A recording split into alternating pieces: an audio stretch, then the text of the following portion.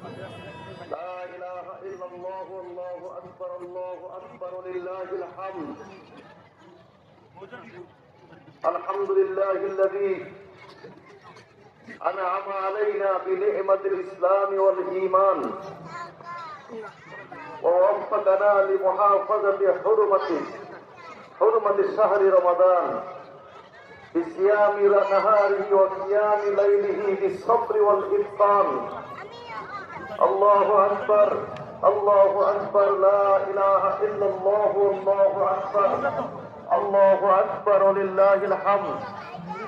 ونشهد أن لا إله إلا الله وحده لا شريك له له الملك وله الحمد وهو على كل شيء قدير يفعل ما يشاء وهو العزيز الغفور.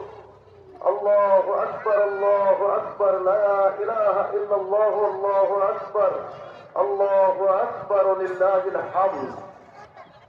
وأشهد أن سيدنا ومولانا محمدا عبده ورسوله الذي أرسل حين شاء الكفر والشرك والظلم في البلدان فأنزل عليه القرآن هدى للناس وبينات من الهدى والفرقان صلى الله عليه وعلى آله وأصحابه ما دامت السماوات والأرض.